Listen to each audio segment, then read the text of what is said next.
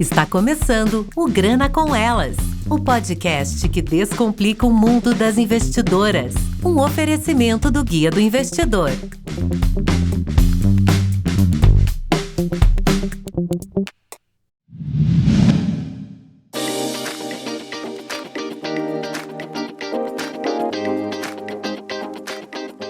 Fala galera, estamos aqui novamente com vocês e com o nosso apoio técnico do nosso querido Jansen para apresentar mais um episódio do Grana com Elas. Eu sou a Ana Vieira, sou a CFO da MGC Holding, que hoje é o maior player independente do mercado de recuperação de créditos inadimplidos e também é especialista em processos de estruturação financeira de empresas de quaisquer segmentos. Hoje temos mais uma convidada muito especial, que é ela, Cris Monteiro. Tudo bem, Cris? Oi, Ana, bom dia, tudo bem? Prazer estar aqui com você e com a sua audiência. Muito obrigada pelo convite. Obrigada a você por ter aceitado estar aqui com a gente. Bom, antes da gente começar, Cris, vou só fazer aqui um breve resumo, e você também pode acrescentar, sinta-se à vontade, para a nossa audiência te conhecer um pouquinho melhor. Então, aqui a gente tem que depois de 30 anos trabalhando no mercado financeiro, e com uma carreira aí super consolidada, né, em bancos, Banco Internacional, você se reinventou a fazer uma mudança de carreira aos 58 anos, quando você percebeu que você precisava estar a serviço da população. Então você já trabalhou no JP Morgan, Bank of America, Goldman Sachs, ocupou cargos de super importância, C-Level, CFO, COO, de todos esses bancos, e aos 58 anos, você percebeu que você precisava, não sei se foi por um propósito maior, né? Você vai contar um pouquinho aqui da sua trajetória. Você se viu numa situação de servir mais, né?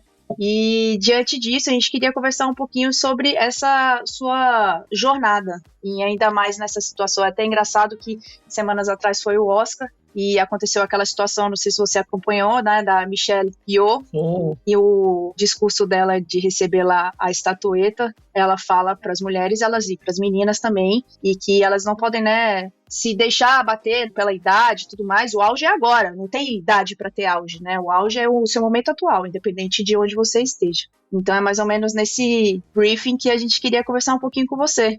De fato, a Michelle Yeoh acho que ela coroou ali uma conversa, né, Ana, que a gente já vem tendo. Quando eu penso nisso, eu penso o que vem primeiro? A discussão sobre o que a gente hoje chama sobre etarismo, ageísmo, né? A gente está aqui buscando ainda uma palavra boa em português. Se mulheres que se colocaram, desafiaram o status quo delas, começaram a falar, ou se houve, ovo ou galinha, né? Mas eu queria só, antes de tudo, dar um rápido pano de fundo sobre a minha trajetória. Eu nasci no Rio de Janeiro, numa família de baixa renda. Minha mãe, quando conheceu meu pai, ela era uma empregada doméstica. E eu tive, quando criança e até hoje, nessa idade adulta, uma condição autoimune que ficou muito conhecida, inclusive, pelo Oscar do ano anterior, que chama alopecia areata. Vocês lembram, o Will Smith deu lá um soco no Chris Rock, porque o Chris Rock fez chacota com a careca. Uma piada com a esposa, né? Então, você pensa um pouco aí o que é essa menina lá no Rio de Janeiro, muitos anos atrás, eu estou com 61, nessa dificuldade. Então, isso constituiu bastante a minha personalidade, né? Eu sou resultado dessas circunstâncias. Era muito complicado para minha família, sem grana, sem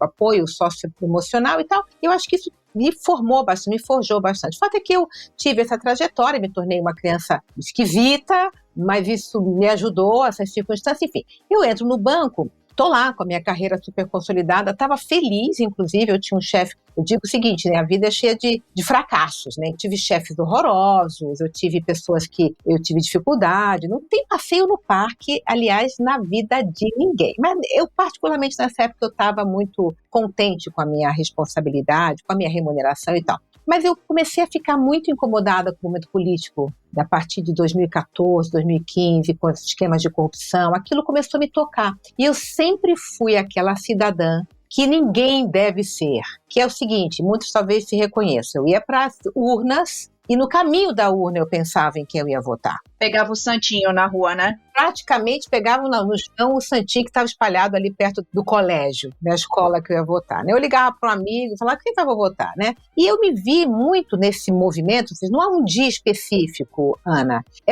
foi processual, mas eu me vi muito responsável pela circunstância política que o país estava vivendo. Eu pensei, opa, eu deixei de exercer o meu direito cívico e o meu dever cívico. E eu sou uma pessoa. Imagina se todos nós pudéssemos, a partir de então, falar em quem que eu vou votar para prefeito, para vereador, para deputado, governador e tal. Essa coisa toda. E aquilo foi crescendo em mim. No banco, eu só queria falar de política, só queria falar sobre isso, né? Até que eu acabei, como nunca tinha feito antes, eu me filiei a um partido, esse partido precisava essa cota, né, das mulheres, precisava da cota. Uma amiga minha falou, você tá vendo isso aqui? O partido tá precisando dessa cota. Eu falei, imagina, e fui lá, me inscrevi, e eu fiquei muito seduzida pela ideia.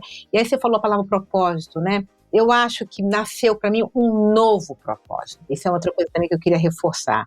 Tem gente que acorda, nasce e tem um propósito pelo resto da vida. Tem umas pessoas, que acho que eu sou uma delas, que a gente tem uns propósitos, eles mudam ao longo da vida. E eu encarei isso e não fui eleita. Isso, aliás, é uma informação bem importante. Eu fui candidata a deputada estadual em 2018 e eu não fui eleita. Eu pedi demissão para me candidatar. As pessoas acham que eu tinha enlouquecido. Eu acho que eu tinha mesmo. Não fui eleita, fiquei muito triste, mas muito, muito triste, porque eu me dediquei muito, eu tive pouquíssimo tempo. Isso é importante. Eu não tinha a menor ideia do que eu estava fazendo numa campanha política. 30 anos de mercado financeiro em banco americano. Imagina o que fazer. Eu não sabia. Não fui eleita, enfim, fiquei triste aqui. Aí o partido, não, vem de novo. Eu aprendi um pouco, vim, e aí isso é outra coisa. Nem sempre o não que a vida te dá é um não permanente. Você tem que ir lá de novo tentar. Cris, é o que você falou agora, né? A questão do fracasso. Assim, o sucesso, ele é uma soma de fracassos, né? Não é que você vai tentar a primeira vez e pronto, você chegou onde você queria ou você achou seu propósito. Primeiro que achar propósito também é muito romantizado, né? Tem gente que passa a vida inteira e não sabe qual é o propósito e se martiriza por isso, né? Então, excelente esse ponto. Eu estava escutando um áudio da Adélia Prado esses dias, onde ela fala sobre o medo que ela tem dos livros de autoajuda. Porque os livros de autoajuda fazem tudo para você deixar de realmente refletir sobre a sua dor, o seu fracasso. Eu falei antes e vou insistir aqui. E, aliás, vou fazer até um quote aqui, umas aspas, de uma frase que eu gosto muito do Churchill, que diz o seguinte: o sucesso é você ir de fracasso em fracasso sem perder entusiasmo. Perfeito. Não há ninguém nesse planeta Terra que você olhe hoje e fala, nossa, que pessoa bem-sucedida, que não tenha fracassado pelo menos uma vez. Pelo menos uma vez. E o que isso nos diz, Ana? Isso nos diz que a gente precisa continuar tentando. Eu vou contar uma história rapidinho. Uma vez eu fui no teatro com meu marido e eu estava lá no banco super, tarefada, não sei o quê, e era na Sala São Paulo, era uma orquestra. E chego lá, correndo, estaciono o carro e o cara fala assim, aí, vocês não vão conseguir entrar, a porta já fechou. E meu marido fala assim, então vamos sair para jantar? Eu falo assim, não, tô aqui agora, imagina, saí baforida, vamos lá. Pego ele pelo braço e saio, como chego lá? A senhora não vai chegar. Subo escada, desço escada, pego elevador, aquela coisa lá na Sala São Paulo, não sabia exatamente aqui que estava indo lá, aquela confusão toda, encontro, assim, moço, onde é que é a sala? Ele fala assim, a senhora não vai conseguir entrar, porque a orquestra, quando a porta fecha, é para não atrapalhar a orquestra, tem que ter um silêncio absoluto. A porta não abre mais, só depois, quando tem lá um break. Eu falei, moço, onde que é? Aí a senhora vira ali, eu pego o marido pro braço, saio correndo. Eu chego, a porta estava fechando, eu me enfiei. Então, eu costumo contar essa história porque eu digo o seguinte, óbvio que eu poderia ter chegado lá, Ana, e a porta estar fechada, tá? Havia uma chance não disponível, mas eu queria ver a porta fechada na minha cara. E eu fui até lá, porque às vezes é um não, às vezes a vida tá te dando um não e você tem que falar, puta, não é por aqui, por outro lugar. Ou não é agora, não é nesta sessão. Ou não é agora, não é nessa sessão. Vou ter que vir depois, numa outra orquestra. É metafórico que eu estou falando, né? Mas o que é relevante, que é importante disso, para mim, eu gosto de contar essa história assim, eu queria ver a porta fechada. E deu! Eu entrei, assisti, fiquei baforida, sentei, me acalmei e foi maravilhoso o programa e depois a gente saiu para jantar. É isso mesmo. Muito legal essa historinha, mas é isso, Cris. Você não parar no primeiro não. Ele te deu o primeiro não na porta. Você foi lá para ver o segundo não, né? Então, deu certo, você foi, assistiu. Mas legal. Bom, queria também trazer algumas outras pautas para a gente explorar e também as nossas ouvintes aqui se inspirarem com a sua história. Então, sobre sua nova carreira após os 50 anos, Cris, você acha que é algo realmente possível para as mulheres ou você acredita que você foi uma exceção dentro desse cenário todo que a gente vive hoje? Boa pergunta. Eu acho que é possível, sim, mas ainda temos poucos exemplos como o meu. Acho que a gente tem que continuar insistindo e nós, mulheres, por questões culturais, tomamos menos riscos na nossa vida, tá? Isso é outra coisa que é bem importante. a gente tem medo, a gente foi educada. Não é uma mulher que não toma risco, não, é cultural, e essa briga cultural, ela é uma coisa que vai demorar tempo. Então assim, vamos lá, eu acho que é possível, eu acho que cada vez mais a gente está vendo, e acho que a gente precisa continuar fazendo o que a gente está fazendo aqui agora, contar para outras mulheres histórias como as minhas, que podem inspirar outras, e apertar lá um botãozinho, a pessoa pode fazer. Eu tinha 58 anos quando eu pedi demissão de um banco americano, eu tinha uma posição muito relevante, como você falou, e fui me arriscar na política. Eu não fui eleita na primeira vez e fui na segunda, e estou feliz com a decisão. A gente pode até falar um pouquinho mais depois sobre isso. Mas então, eu acho que a gente precisa insistir. E também tem uma coisa, Ana, que é bem importante.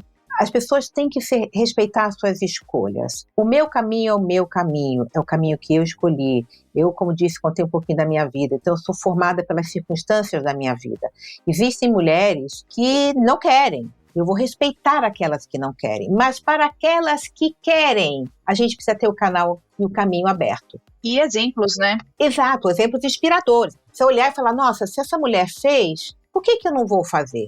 Hoje eu sou música e eu quero ser psicóloga. Hoje eu trabalho numa empresa têxtil e eu quero tocar piano. Eu não sei. Quer dizer, isso é uma coisa muito individual, muito pessoal, e que a gente, olha, vai lá, tenta, e os modelos inspiradores estão aí para isso. Mas podem haver mulheres que não queiram. Então o que eu digo é o seguinte, porque senão também fica uma pressão muito grande para que todo mundo, aos 58, saia de banco de investimento e vire político. Isso não é necessariamente verdade para todo mundo. Eu sou a pessoa da pró-escolha. E respeitar a escolha individual e circunstancial de cada um. Mas o caminho tem que estar aberto para aquelas que querem fazer a transição. Sim, perfeito, Cris. Você estava contando um pouquinho que essa sua transição, ela não teve um momento único em que você girou a chave e falou, isso aqui aconteceu e aí agora eu quero virar agora minha carreira, né, para o norte político. E eu estava escutando em uma outra entrevista sua que você falou sobre a questão que você estava num hotel e estava tendo uma manifestação na frente do hotel.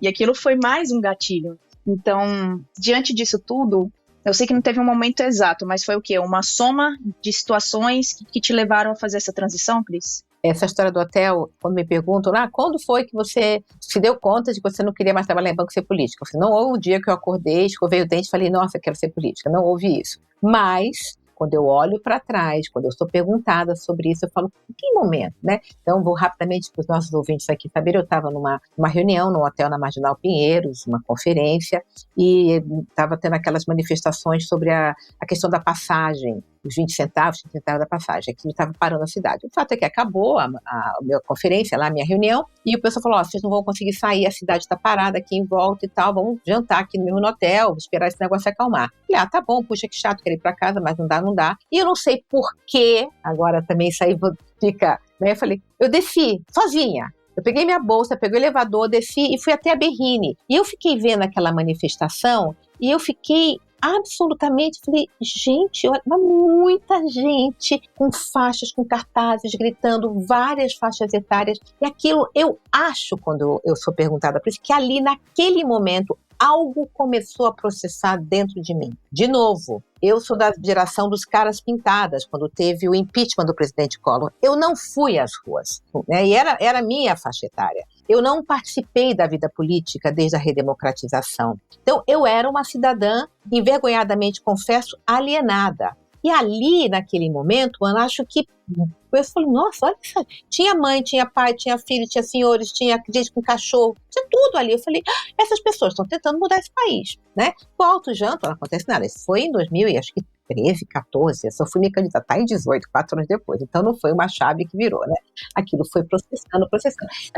Exato. Então eu acho interessante, porque eu adoro contar histórias porque eu acho que elas ilustram os processos. Fica atenta a essas coisas que acontecem que você não está preso. Eu nunca imaginei que eu ia estar naquele dia, naquele hotel, e que ia ter manifestação, que eu ia para casa. E nunca pensei, falando, deixa eu ver o que está acontecendo, pegar o elevador. Então, assim, sabe, nosso espaço, além do nosso corpo, fica ligada. Fica prestando atenção. Tem que prestar atenção, né, nos nossos sinais, na nossa intuição também, né, Cris? Também.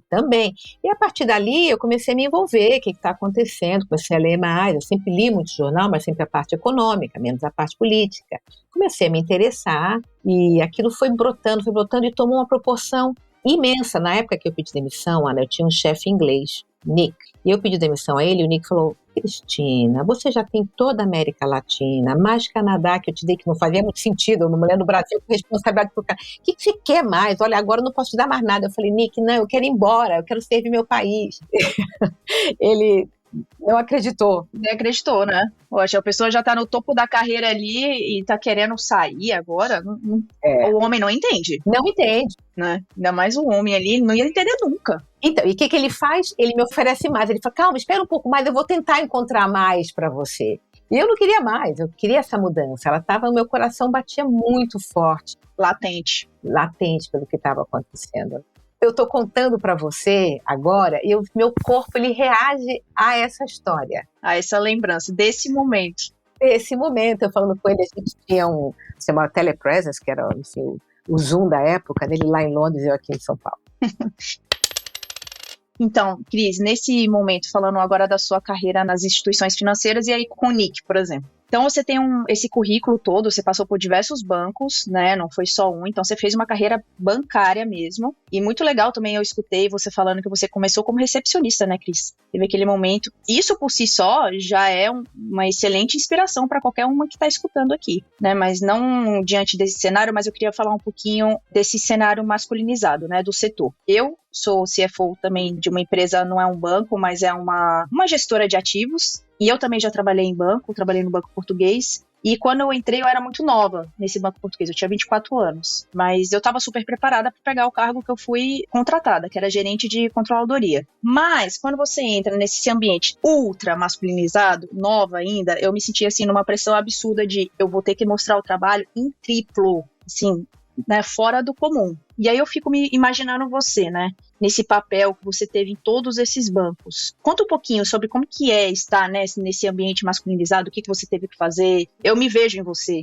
um pouquinho. E você quando fala que está em controladoria, você é CFO, eu acho que tem um plus a mais de dificuldade, porque nós mulheres estamos nos espaços de poder corporativos como recursos humanos, por exemplo. Nós vemos menos mulheres ainda nas áreas mais técnicas, como a controladoria. Você é uma mulher CFO, isso aí é um espaço ocupado por homens. Então, eu me empatizo com a sua trajetória, com, enfim, as dificuldades que você pode ter e ainda tem. Então, vamos lá. Eu comecei a trabalhar como recepcionista na final da década, começo da década de 80, então tem muitos anos. Não havia nenhuma dessas discussões sobre a mulher e espaço de poder. Isso não existia. Eu fui enfrentando isso sem me dar conta, totalmente num campo da inconsciência. Mas, de novo, eu queria muito conquistar novas coisas, porque como eu era pobre, eu queria comprar roupa. Para mim, eu queria comprar roupa. Sabe, eu queria comprar sapato. Aquilo era o meu universo era muito limitado. E aquilo era o que o meu desejo. Eu não tinha como. Então, eu preciso trabalhar para comprar roupa, para ir poder sair daqui do subúrbio e ir uma festa na Zona Sul do Rio de Janeiro, né, e tal. E o que eu fiz? Eu era a primeira a chegar no escritório e a última a sair. Eu era dedicada, eu queria fazer tudo, eu era muito disciplinada, trabalhadora pra caramba. Então, eu até outro dia dei uma entrevista e eu, quando reflito sobre isso, assim, em condições normais, se eu fui bem sucedida, né, aos 50, quando eu cheguei, eu acho que eu teria sido muito mais bem sucedida se eu não tivesse enfrentado todas as barreiras masculinas que se colocaram e que eu não tinha consciência. Eu só fui criar consciência da minha condição como mulher no espaço corporativo, eu já tinha mais de 35 anos. Porque até então eu era aquela mulher trabalhadora, dá para ela que ela resolve, E eu lá, né, que nem maluca, trabalhando. Fiz faculdade à noite, uma faculdade de quinta, como eu costumo dizer, não sei o quê, resolvi fazer pós-graduação. Tudo isso é um esforço, né, Aí quando eu chego lá, eu começo a conquistar algumas coisas, eu começo a receber uns nãos, e aí eu começo a criar a consciência dos nãos que estão vindo para mim. Eu falo, por que eu não estou conseguindo esse projeto? Por que nessa vaga aqui que eu me candidatei junto com o meu colega, ele ganhou, se eu sou tão boa ou melhor do que ele? E aí começa a construção de uma consciência de quem eu sou naquele lugar. Eu tive sorte. Embora eu acho que a sorte, você tem que dar mole para a sorte, você tem que ajudar a sorte. Eu acho que é aquela frase do Sêneca, Cris, que a sorte acontece quando a oportunidade encontra alguém preparado. Isso para mim é sorte. Então eu ponho sorte assim, entre aspas, porque as pessoas falam, nossa, você teve sorte. Eu falo assim, é sorte porque eu chegava no ponto do ônibus antes do ônibus passar. E quando o ônibus passar, eu falo assim, nossa, que sorte. Eu tô aqui, o ônibus passa. Tem aquela pessoa que chega no ponto do ônibus, depois, puxa, que azar, o ônibus foi embora, tem que esperar o próximo. Então, vamos ajudar a sorte. Mas vamos lá. O que eu acho que eu tive sorte, né? Eu tive sorte porque eu estava num banco de investimentos americano e essa conversa sobre as minorias, ela acontece muito mais, estava acontecendo lá nos Estados Unidos e começam a trazer. Então, vinham mulheres bem-sucedidas para visitar o escritório no Brasil, conversavam comigo, me davam dicas. Então, essa seria, vamos dizer assim, a circunstância, em vez de falar sorte, que colaborou. Uma vez eu tive uma promoção que eu queria, eu não tive, foi terrível, eu falei, não quero mais ficar aqui, eu chorei muito, eu fiquei muito triste e tal. E de novo, um fracasso. E passei 2 dias, falei, não vou nem pro banco mais, vou embora e tal, os caras não me querem. Me recuperei, voltei e falei assim, olha, eu quero essa promoção e eu quero que vocês me ajudem a estar pronta. Se eu não estava pronta esse ano, o ano que vem de novo, um novo ciclo. O que vocês vão fazer para mim, para eu estar pronta, para eu não receber ou não? Porque eu vou me dedicar. E no ano seguinte consegui a tal promoção, que é uma coisa que é tipo um Oscar dos bancos americanos. Eu virei Managing Director daquele banco, é uma coisa incrível. Eu subi e falei assim, por que você quer tanto ser Managing Director? Eu falei, meu filho, eu quero botar essa estátua na minha estante. Porque não muda muita coisa. Me deixa com meus sonhos. Exatamente. Não, me deixa. Então, assim, outra coisa que eu costumo dizer, que eu acho que é bem importante, os homens, eles não acordam, você fala do espaço masculinizado, né? Os homens, eles não acordam todos os dias e vão para um lugar, um canto do planeta, e eles combinam acabar com as nossas carreiras. Isso não acontece. O que acontece são vieses inconscientes culturais e esses homens operam nesse viés. Assim como eu. Então, eu gosto de contar a história. Minha mãe falava para as amigas dela ali do bairro, segurem as suas cabras, o meu bode está solto. Lá em casa éramos 2 meninas e um menino, né? Quando tinha as tarefas da casa, minha mãe me fazia lavar a louça um dia e minha irmã secava, no dia seguinte ela trocava as tarefas. Onde estava o meu irmão nesse lugar? Eu varria um dia, tirava pó, onde estava o meu irmão? Isso vai construindo, nós somos construídos através desses inputs, dessas coisas todas. E a minha mãe, ela é uma malvada por causa disso? Não, mas ela aprendeu isso da minha avó, e minha avó aprendeu com a mãe dela, e isso vem vindo. Então, esses vieses, eles são costurados na nossa alma. No nosso DNA, né? No nosso DNA. Então, essa coisa, agora você tem que retorcer tudo isso. E a gente precisa trazer o homem para a conversa, porque, claro, eu estou aqui meio que desculpando os homens, mas não tem mais desculpa. Nós estamos falando sobre isso. Não tem como um homem agir como alguns homens ainda estão agindo, né? Eu costumo dizer o seguinte, agora vocês sabem, né? Então, vamos lá. Olha, eu só tive chefe homens a vida inteira, né? E mesmo assim fui promovida. Eu tenho até, graças a esses homens, o que eles viram em mim? Puta, essa fulana aqui entrega pra caramba, vamos promover ela. Mas até um ponto, tá? Eu fui até a página 2, depois eu tive que botar a luta de boxe e falar, não, eu quero mais. Porque você tem esse perfil combativa, né, Cris? E não são tantas mulheres que têm esse perfil, às vezes elas não se sentem capazes de combater de frente essas situações, né? Então é o que você falou, assim, tem que haver uma quebra de ciclo. Existe essa situação, a gente vive dentro desses vieses, mas, assim, a gente tá trabalhando para quebrar esse ciclo, né? O ciclo de que só a filha que vai lá ajudar a mãe. E aí é por isso que também existe esse comportamento feminino de a gente não aceitar tomar muito risco. Às vezes vem daí, porque a gente tem esse perfil, né, a mulher, ela vem dentro desse comportamento de cuidadora. Não, eu tenho que cuidar, eu não posso tomar risco, então eu tenho que cuidar da casa, eu tenho que cuidar do meu irmão, eu tenho que ajudar, então ela não pode tomar risco. Como que ela vai tomar risco dessa maneira? Com o dinheiro dela ainda, imagina só.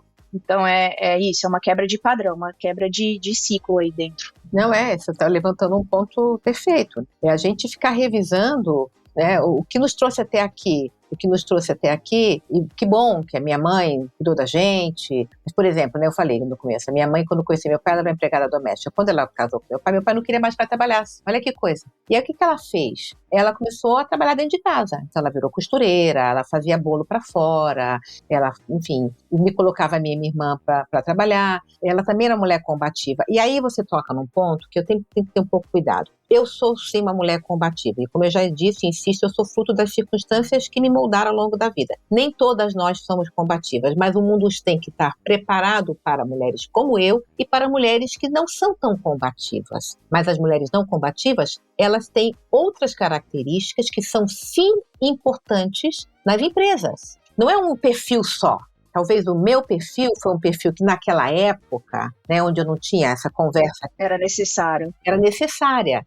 E mulheres como eu vão continuar existindo, mas existem mulheres que são mais aquietadas, enfim, com outras características. E a gente tem que ter um mundo preparado para todas nós. Não é só um perfil que vai ser o perfil que vai ser bem-sucedido. Não, né? Eu me lembro muito, tinha uma moça que trabalhava comigo, mas era uma japonesa, uma asiática. E ela era aquela mulher calada, entrava muito e saía calada. E eu sempre falava para ela, se ela escutar isso aqui, eu falo, Clara, você precisa se colocar. Clara, você precisa colocar. E era uma dificuldade enorme para Clara se colocar. Um dia eu fui numa reunião em Londres e estava numa mesa, tinha lá uma mulher asiática. De novo, calada, é uma característica. Mas numa hora que aquela mulher abriu a boca, eu olhei para ela, todas as atenções da mesa foram porque aquela mulher falou. Eu falei, que mulher incrível. Olha, ela estava calada o tempo todo, quando ela abriu a boca, tal. Eu volto pro Brasil e falo, Clara, você me desculpe. Você não precisa ficar falando que nem eu falo. Seja você mesma. E ela hoje está lá ocupando uma posição no banco, que era a posição que eu ocupei no começo.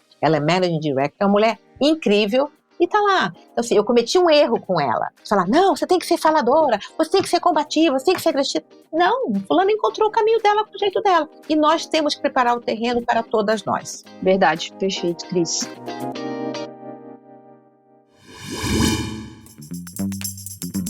Que tal conversar sobre investimentos e tirar todas as suas dúvidas? Faça parte do grupo do Guia do Investidor do Telegram. Acesse guiadoinvestidor.com.br/Telegram ou clique no link que está na descrição.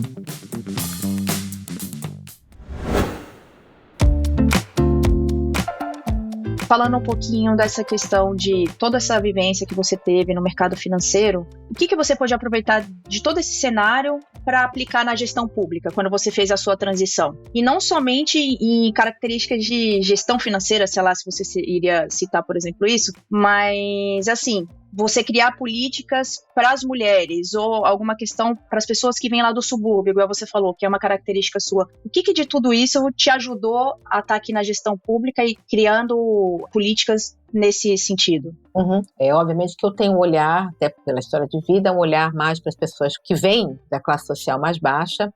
Uma coisa que eu acabei não falando no começo, como eu tinha alopecia, eu não brincava na rua, meu pai me mãe dentro de casa e me deixava estudando. Então a educação salvou minha vida. Então a minha pauta política é educação e, pela minha trajetória no mercado financeiro, o empoderamento feminino. Então, minhas políticas estão muito voltadas para esses aspectos. Então, eu fiz uma política, por exemplo, logo a primeira coisa, que virou lei já na cidade de São Paulo, que é uma lei de prevenção à evasão escolar. Estava no meio da pandemia, quando eu tomei posse, as crianças não estavam indo para a escola, então essa foi uma primeira lei. A outra lei que eu fiz, outra coisa que eu queria muito que as empresas entendessem, como que elas tendo espaço para a mulher, é bom. Ter mulheres não é só legal, é bom para os negócios. Tem uma pesquisa da consultoria McKinsey que diz que empresas que têm uma diversidade de gênero no seu corpo diretivo são 21% mais lucrativas. Gente... É uma vantagem competitiva isso, gente. Exato. E aí, eu penso assim, quando eu vou no supermercado, quando eu vou comprar um produto, agora que eu sou uma consumidora mais consciente, eu procuro alguns selos. Eu quero comprar orgânico, tem o selo do orgânico. Eu sou vegetariana, eu tenho lá o selo da Sociedade Vegetariana do Brasil. Eu, como mulher, eu vou consumir um produto que fala assim, essa empresa aqui tem programa de diversidade para mulher. Opa, vou consumir esse produto. Então, eu fiz um projeto de lei, chama Empresa Amiga da Mulher. Essa empresa, ela se inscreve no programa, cumpre alguns... eu tenho aqui um programa que ajuda as mulheres a se desenvolverem mais, eu tenho mais mulheres no corpo diretivo, enfim, se elas provarem isso, elas ganham um selo, pode colocar lá no seu produto, no seu rótulo, nos seus serviços, e eu e você vamos consumir mais produtos dessa empresa, que ela é uma empresa que ela é amiga da mulher. E agora, mais recentemente, que eu também tenho muito orgulho, por conta do caso que aconteceu em Barcelona com o jogador Daniel Alves, que está sendo acusado, ela enfim, não foi julgado finalmente, mas está sendo acusado de ter estuprado uma moça no banheiro. O protocolo que aquele bar tinha adotado, que a prefeitura de Barcelona recomendou para todos os estabelecimentos de lazer, foi o que permitiu que essa história com essa mulher viesse à tona. Eu repliquei isso num projeto de lei na Câmara Municipal de São Paulo. É um projeto que chama Não Se Cale, onde os estabelecimentos de lazer que adotarem o protocolo, eles vão poder falar, aqui no meu bar, no meu restaurante, na minha casa de show, os meus funcionários são treinados para prevenir e, se caso aconteça, cuidar da vítima. Então, esse é o meu projeto que eu estou assim... Muito legal. muito contente, espero que, né, acho que já foi votado, já passou pelas comissões, foi votado em primeira votação. Assim que a gente tiver na votação de vereador na Câmara Municipal, eu quero que ele passe, ele vai passar, e que o prefeito Ricardo Nunes sancione esse projeto, porque eu e você, vamos tomar um drink? Vamos. Aonde você vai? Eu vou ali no bar do Zeca. Peraí, vou aqui na internet. E não, o bar do Zeca, ele não tem o protocolo.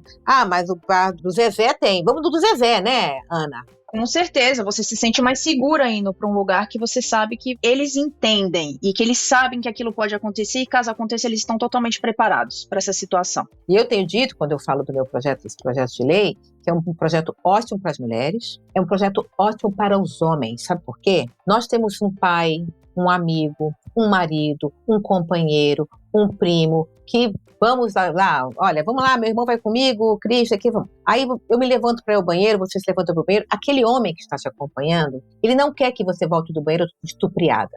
Ele quer que você volte do banheiro íntegra, né? Então, os homens que são os nossos companheiros, seja ele que tipo de relação a gente tiver com eles querem que vamos juntos com a Ana e com a Cris neste bar, neste restaurante, nessa casa de show. E é bom para os negócios. Porque, como eu disse, você vai lá, tem um restaurante, uma casa de show, um bar que não tem o protocolo, a gente vai pro outro. Eu tenho certeza que todo aqui, e São Paulo é uma cidade que precisa dar o exemplo. Verdade, é isso. Né? A quantidade de shows, de bares, de restaurantes, de eventos, né, de lazer que a gente tem. Então, a gente precisa dar o exemplo. Eu estou muito orgulhosa desse projeto. É uma garantia a mais, né? Porque aquela questão de você cuidar da vítima e não da situação. Não, mas ela não estava com uma saia muito curta, não, né? Aí você começa a jogar a culpa para a vítima, né? Olha, Ana, eu quando penso nesse caso, eu nem sei aqui, né, mas eu vou me colocar. Eu não tenho a menor ideia do que aconteceu naquele lugar, com o Daniel Alves e com essa moça, não tem. Mas vamos supor aqui uma cena, tá?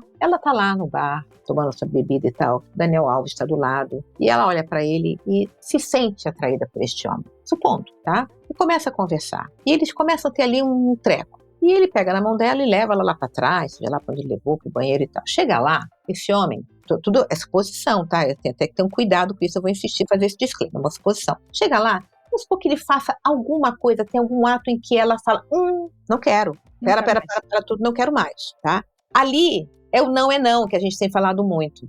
Porque senão a gente culpa a mulher. E vamos lá, também fica essa coisa persecutória sobre o meu desejo. Não quero isso, sabe? A minha saia é curta, meu decote.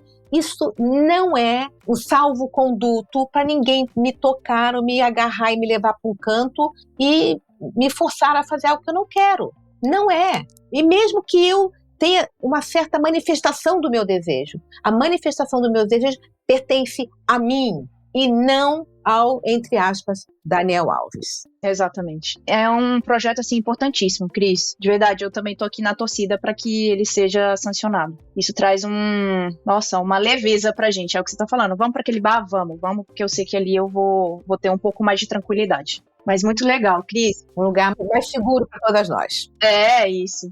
Com certeza. E falando que você falou, espero que São Paulo sirva de exemplo. E você que nasceu no subúrbio do Rio de Janeiro e hoje é vereadora de São Paulo, quando você veio aqui para a capital paulista? Quando que você saiu de lá, veio para cá, veio servir num local diferente? Você se adaptou a São Paulo? Você gosta de São Paulo? Como que está sendo essa situação? Então, já tem 30 anos, né? Eu vim para cá, eu tinha 29 e 30, já estou com 61, então eu tenho mais tempo de São Paulo do que de Rio de Janeiro. Não foi fácil o primeiro ano, foi um ano muito difícil. Eu quase desisti de novo, as minhas histórias de desistir e continuar, quase desisti. Eu tive uma depressão profunda, aliás, é uma coisa que a gente também um pouco fala sobre saúde mental, hoje tem um artigo grande no Estadão sobre isso. Fiquei deprimida mesmo, muito deprimida, perdi 10 quilos, tive que tomar antidepressivo porque foi muito difícil. Vim sozinha, não tinha amigos, foi complicado. Mas insisti, e eu ficava fazendo uma conta, né? Vai chegar um momento em que eu vou estar mais aqui do que lá. Então, passou. Passou. Eu gosto de me reconhecer carioca, nasci lá, né? Eu saí de lá, não pequenininha, eu já saí lá, era uma mulher, estava já trabalhando, tinha 30 anos. Mas eu estou totalmente adaptada em São Paulo. São Paulo é uma cidade que me deu muitas oportunidades. Os meus amigos estão aqui. Eu tenho algumas amigas em que elas, em abril a gente vai jantar com as minhas amigas da faculdade. Elas vão lá comigo. Então eu não tenho os amigos da faculdade aqui em São Paulo. As amigas que eu tenho, as amigas que eu fiz trabalhando nos espaços em que eu ocupei. E eles estão aqui. Eu tenho 2 grandes amigas ainda no Rio de Janeiro, eu vou muito pouco, a minha família também, um já saiu, meu pai faleceu, minha mãe está aqui comigo porque está doente, enfim. Então, o Rio ele vai ocupando um outro espaço dentro do meu coração, mas tem o espaço dele. Mas São Paulo, como eu digo, é a cidade que eu escolhi. Eu escolhi São Paulo. E, às vezes, até no começo, né, um tempo atrás, alguns headhunters me procuravam e falavam assim, a gente tem uma posição para você no Rio de Janeiro, a gente sabe que você é carioca, você não quer voltar? Eu falo, não, eu não quero voltar. Eu quero ficar aqui. São Paulo é espetacular. É uma cidade difícil. É difícil. Né? Foi difícil para mim, mas é uma cidade que dá... E não tem só essa história da oportunidade, para você ganhar dinheiro. Não é só isso. É uma cidade do afeto também. Os meus amigos estão aqui. Aqui eu levei tombos, fui acolhida, pessoas me receberam, pessoas tomaram conta de mim. Eu tenho muitas histórias de acolhimento aqui. Então não é só uma selva de pedra, um lugar onde você vem só ganhar dinheiro. Não. É uma cidade bacana, com pessoas bacanas, recebe todo mundo. Eu sou uma pessoa muito feliz aqui. Eu também. Eu não sou daqui de São Paulo, Cris, eu sou de Brasília. E é isso, eu vim aqui trabalhar Foi quando eu saí de Brasília pra cá pra vir trabalhar no banco, né?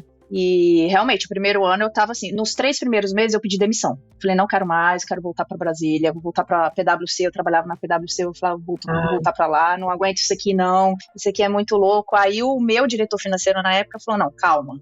Me promete que você fica mais 1 ano aqui, eu vou melhorar suas condições, se me fica mais 1 ano. Se chegar 1 ano, você falar que não quer mais, eu cuido pra você voltar pra Brasília. E aí estou, 10 anos, 11 anos aqui em São Paulo. Olha só. Pra mim também foi uma situação de aprender a gostar de São Paulo. Não foi fácil. Eu acho que quem é do Rio para São Paulo talvez tenha um pouco mais de facilidade, que são 2 megalópolis, né? Brasília eu falo que é uma fazenda. Você chega lá, é pequenininho, todo mundo se conhece, aí lá a gente fala que tem 3 pessoas, eu, você e o nosso amigo em comum. Que legal. Então, assim, é outra situação totalmente diferente, mas hoje eu aprendi a gostar de São Paulo. Eu também tenho as pessoas que são meus amigos do coração, que também me acolheram aqui, mas assim... De novo, nada é romantizado. Você vai para São Paulo porque você vai ganhar dinheiro e você vai ser super bem sucedida e tudo mais. Não é fácil. Ainda mais eu que estava nova, eu tive que sair da casa dos meus pais para ir para São Paulo. É super complicado. Então, mas de novo, uma cidade que me acolheu. Hoje eu também amo São Paulo, não saio de São Paulo. Não volto para Brasília também. Uma história parecida, né? Porque você falou que os primeiros 3 meses foram difíceis, você pensou em desistir, né? Então, você também é das minhas. Pensa em desistir, mas não desiste. Mas tá lá, a gente força. Eu vou lá para ver se eu consigo entrar na sala São Paulo, entendeu? Tem que ver a porta fechada. Na minha cara. Não, então eu continuei. Bacana. Cris, voltando aqui, você falou que sua mãe, ela trabalhava como empregada doméstica e o seu pai era taxista, né? Uhum. E o que você tira de exemplo dos seus pais que te ajudou a chegar hoje onde você está? Então, os meus pais são aqueles típicos pais que não tinham muita coisa, mas que achavam que tinham que dar educação para os filhos, né? Para que os filhos pudessem ter uma vida diferente. Então, eles trabalharam para a gente. Minha mãe, como eu disse, empregada doméstica, depois eu vi minha mãe na máquina de costura, passando noites, sempre tinha uma pessoa que chegava lá, naquela época, Ana, talvez ser assim ainda, chegava uma mulher lá com um pedaço de tecido e uma revista falou, eu quero um vestido igual a esse aqui, mostrar para minha mãe, e amanhã eu tenho, sei lá, um jantar, não tinha jantar porque era subúrbio, eu tinha uma roda de samba, tinha alguma coisa, algum evento na vida daquela mulher, e minha mãe falava, pode deixar que eu faço. Ficava a noite toda ali. Então, assim, é uma mulher guerreira, né? Uma mulher inspiradora. E ela fazia aquilo para a gente morava de aluguel. Então, é óbvio que eu tenho meus pais em altíssima conta. Meu pai, ele era taxista, como eu digo, nas horas vagas, que não tinham muitas horas vagas, mas ele era militar de baixa patente, era um sargento da aeronáutica, ganhava muito pouco. O sargento da aeronáutica ganha muito pouco. Então, ele dava os plantões dele e depois ele ia rodar o táxi, ficava rodando o táxi de noite. Então, era uma vida difícil, que não é uma vida muito diferente de muitas pessoas que a gente olha em volta, tá? Então, o exemplo que eu tenho deles, acho que é um pouco disso que a gente falou aqui, né, só para insistir, de não desistir, de que tem que trabalhar, né? Eu tenho essa veia do trabalho, sabe? Tem que trabalhar. Eu conto sempre a história, eu falei rapidamente aqui do ponto de ônibus, né? É assim, eu tenho que dar mole para a sorte, tem que ajudar a sorte. Meus pais, eles nunca falaram isso, sabe? Sabe essa coisa que é passada pra gente sem palavras, sem mensagens? É o exemplo né? Então, eu via o exemplo deles. Minha mãe passando a noite no máquina de costura, você olha para aquilo, né? Meu pai voltando do serviço, pegando o táxi e trabalhar, você olha para aquilo. Então, eles prestaram exemplos para a gente e conseguiram me educar, né? Na época, tem uma coisa que eu escuto muito, que eu até gosto de falar, eu estudei em escola pública. Então, eu também estou em escola pública. É o seguinte, na década de 70, somente 47% das crianças brasileiras iam às escolas. Eu tive sorte, de novo, de estar num bairro ainda periférico do Rio de Janeiro que tinha uma escola perto da minha casa. Se não tivesse, eu não teria ido à escola. Então, agora a escola é universal, é obrigado, você tem que ter escola. Escolas foram construídas, né, em volta da nossa. Estou aprendendo tudo isso, não sabia nada disso, Ana, aprendi tudo isso depois que eu entrei para a política. A política me transformou. É uma coisa que a gente depois pode falar um pouquinho. Eu sou uma pessoa transformada, eu estou sabendo de um monte de coisas que eu não tinha a menor ideia. Por exemplo, essa coisa de que somente 47% das crianças na década de 70, nossa, é mesmo? A pessoa fala, eu estudei em escola pública, sorte a sua que você estudou. Porque tinha um montão de crianças que não estavam indo às escolas. Agora todo mundo tem que ir para a escola. Enfim, então acho que a mensagem dos meus pais era umas mensagens de, você não nasceu em bolsa de ouro, tem que trabalhar, tá? Trabalha, isso aí é pré-condição, né? E vou contar uma historinha rapidinho, que eu dou palestra às vezes para pessoas de baixa renda. Eu falo o seguinte, olha, tem 2 pescadores numa vila de pescadores. Um pescador, ele nunca sai para pescar, nunca. Ele acorda, ele fica lá na casa dele, com a vara de pescar dele, com a rede, nunca sai para pescar. Ao lado da casa dele tem um pescador que sai todos os dias para pescar. Esse cara que sai para pescar, às vezes ele traz peixe e às vezes ele não traz peixe. Porque a maré virou, a lua, aconteceu alguma coisa, enfim. O cara que nunca sai para pescar, nunca tem peixe. O cara que sai para pescar, às vezes não tem, às vezes tem. Você tem que sair para pescar. Você tem que pegar a sua vara de pé e tem que ir lá para poder ter a chance de trazer. Isso foi o que meus pais me ensinaram, né? Porque tem muita gente que, tal como eu, trabalha, enfim, as circunstâncias, a lua, a maré e tal, talvez não tenha conseguido, mas tem que ir lá, eu tenho que estar na mesa, eu tenho que estar trabalhando, eu tenho que pegar minha vara de... E até hoje é assim, agora na política eu estou vendo isso. Primeiro ano eu não tinha a menor ideia do que estava acontecendo na Câmara Municipal. Segundo ano aprendi alguma coisa. Esse terceiro ano eu falo, é assim? Mas eu estou lá, eu estou indo sempre, eu estou procurando entender como se faz política. E de novo, vou rapidamente aqui, nós rechaçamos a política. Eu sou uma mulher honesta, trabalhadora, cumpridora dos meus deveres, pagadora dos meus impostos e sou política. Pode sim ser política com todas essas características e qualidades que eu falei aqui para você. Não dá para você rechaçar. Verdade. Porque também tem aquele viés, né, Cris, de, não, a pessoa é política, ela tá lá, aquela mentalidade de, não, tem que ser corrupta, né? Ela tem que ceder ao sistema, né? Não precisa. É muito complicado, e às vezes tem... pois é, e aí às vezes as pessoas não querem nem tentar. Olha aí o seu exemplo, né, de que com todas essas qualidades você tá aí, tá tentando fazer a diferença. Porque também tentar é diferente de conseguir, que é de novo o que você tá falando. Tem um pescador que vai lá e não sai de casa, ele nem tá tentando, você está tentando. Tem hora que você vai conseguir que passe uma política, tem hora que não. Exatamente. E acho que tem uma mensagem para quem nos está ouvindo, que assim, não precisa virar política como eu virei, mas não precisa ser a mulher que eu fui até os 58 anos de idade, onde eu absolutamente não queria saber. Política é lugar de corrupto. Enquanto a gente pensar assim, vai ser ocupado por pessoas com menos propósito, que de fato não estão lá pelas razões certas. A gente precisa mudar esse paradigma, é outro paradigma que precisa ser mudado. Bom, Cris, para a gente finalizar, queria trazer de volta o assunto do etarismo e vou também dar o exemplo do que aconteceu algumas semanas atrás, acho que tem uns 10 dias, de que algumas meninas de uma faculdade, não me lembro qual a faculdade, elas fizeram algum post fazendo brincadeira com uma mulher de 40 anos que tinha entrado para a faculdade. Não sei se você chegou a ver isso que aconteceu, né? Acompanhei. Né? Nossa, que absurdo. E elas falando, nossa, uma mulher de 40 anos nem podia fazer faculdade, como que faz pra gente desmatricular ela? E são meninas de 20 e poucos anos falando isso ainda hoje. Então, isso chocou muito, eu acompanhei bastante.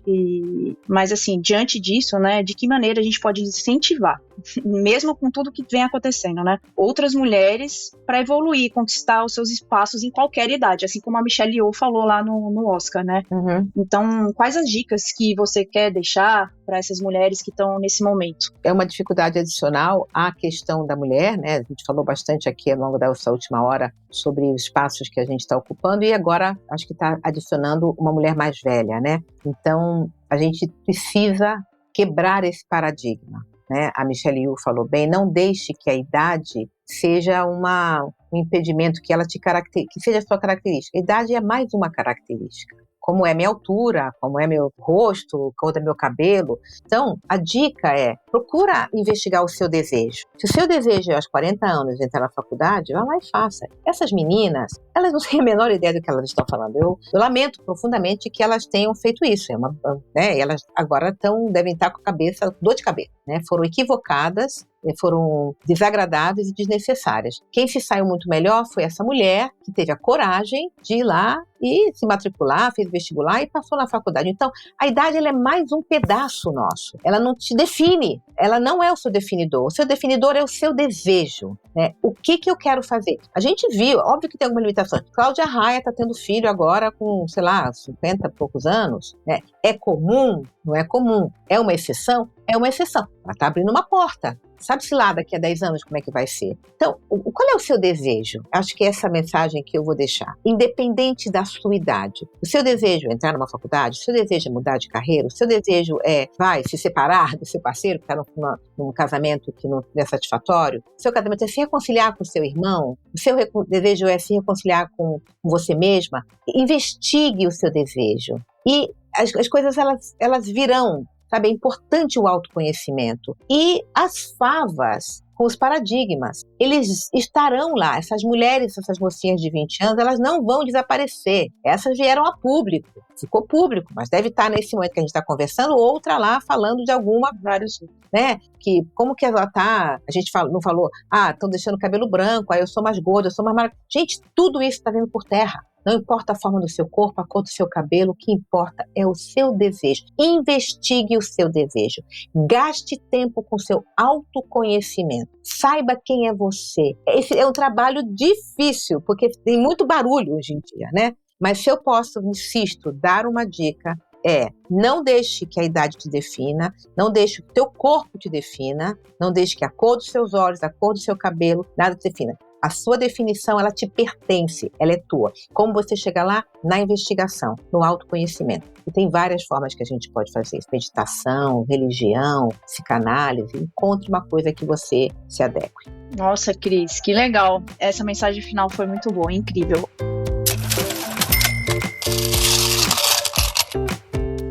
Para finalizar, tem algumas outras mulheres que você tem como referência para as nossas ouvintes aqui seguirem também?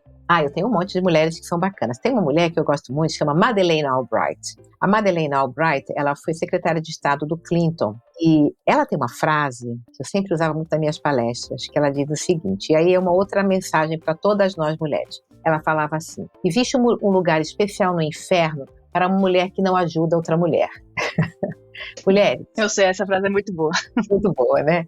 Vamos nos ajudar. Então, Madeleine Albright é uma mulher que, obviamente, eu estou muito ligada com a política, tem gente que não gosta, né? Mas a Hillary Clinton, com todas as questões, acho que é uma mulher corajosa, né? Mulher muito inspiradora.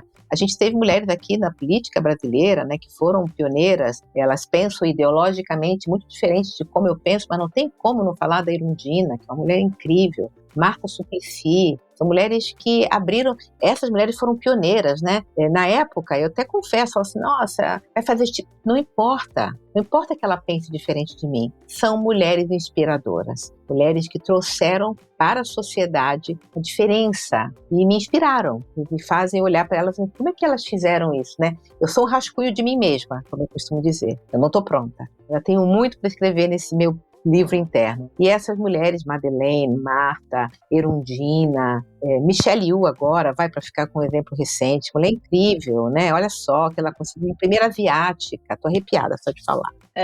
Nossa, foi demais aquele Oscar, também fiquei emocionada, porque foram tantas mulheres, né, assim, a gente queria que fosse mais, mas também teve a que ganhou do roteiro adaptado, nossa, foi demais, do Entre Mulheres, né, do filme Entre Mulheres, que é muito bom, inclusive. E tem uma coisa, né, procurem ler livro de mulheres. Eu tinha um amigo gay, ele falava assim, eu só vou em médico gay. Aí aquilo foi assim. Agora tem um movimento, por exemplo, chama Black Money, onde uma mulher fala, pessoas pretas devem comprar produtos de pessoas pretas. Que legal, né? Mulheres, consumam produtos de mulheres, procurem mulheres, leiam um livro de mulheres, procurem suas médicas mulheres, sabe? Invista seu dinheiro com uma pessoa que te oriente, que seja mulher. É uma forma de fomentar o nosso crescimento. Verdade. Né? Isso é inspirador. Cris, inspiradora é a sua história. Assim, eu também eu ia me arrepiando aqui com as suas histórias e vou falar que eu sou uma fã. Eu já escutei muito diversas outras entrevistas suas e toda a sua trajetória por bancos, com propósito, sem propósito, no momento certo ou não, entrando na Sala São Paulo ou não. Todas essas suas histórias são muito inspiradoras. Então, eu, como uma mulher atuante do mercado financeiro, para mim, você é uma inspiração. Então, te agradeço por ter vindo aqui contar um pouquinho mais pra gente, além do que eu já te conhecia. E, bom, se você quiser deixar também suas redes sociais para o pessoal te seguir. Tá bom, olha, quem quiser saber mais de mim, da minha história, eu tô sempre lá contando, @Cris Monteiro SP de São Paulo. Eu também tenho um número no WhatsApp que pessoas que querem fazer denúncias com questões da sua rua, enfim, como vereadora, esse é um dos papéis que eu tenho, 011 97551 5638. Tem todo um processo que eu coloquei por trás desse número, você manda a sua denúncia. Eu tenho dito o seguinte, eu nunca prometo que eu não posso cumprir, eu não prometo que eu vou resolver o buraco, mas eu prometo sim, eu vou perturbar a pessoa que vai lá tapar o buraco da sua rua, resolver a questão da sua árvore, né, e outras questões tanto que eu recebo lá nesse número. E também, assim, eu estou à disposição, eu gosto muito de conversar sobre as questões da mulher, Ana. Eu também. Me coloco à disposição. É bom, mais do que bom, acho que quando eu repito as minhas histórias, como eu disse, eu sou um rascunho de mim mesma, eu reforço a minha trajetória, eu escuto a minha voz e eu tô de novo aqui, vai lá, continua, não é sempre sucesso, mas toca o barco. É verdade. Às vezes a gente também se autovalidar, né? A gente esquece o esforço que a gente fez pra estar aqui, né? Porque quando a gente chega, nossa, e tudo que a gente teve que passar, e tudo que a gente teve que construir e desmistificar lá dentro. Então é legal o que você tá falando, que a gente reforçar falando é importante para nós mesmas, não somente para os outros, mas para nós mesmas, né? É isso mesmo. A gente tem que estar sempre se reafirmando. Exatamente. Bom, Cris, então, de novo, obrigada pela sua participação aqui com a gente no Grana com Elas. E para quem gostou do nosso bate-papo de hoje, para as mulheres que desejam ser donas da sua independência financeira, aguardem o próximo episódio. Estaremos juntas aqui novamente. Para quem quer me seguir também é o @AnaToledoVieira e da empresa também da nossa @MGC Holding. E aqui agradeço novamente a todos. Até logo. Muito obrigada, Cris. Um beijo. Obrigada a você. Um beijo em todas e todos.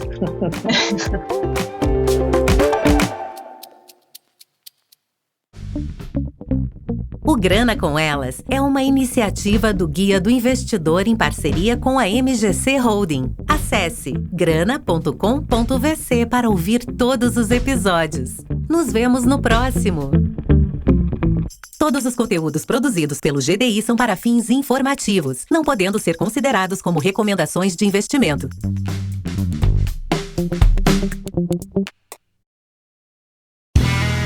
Este podcast foi editado por Play Áudios.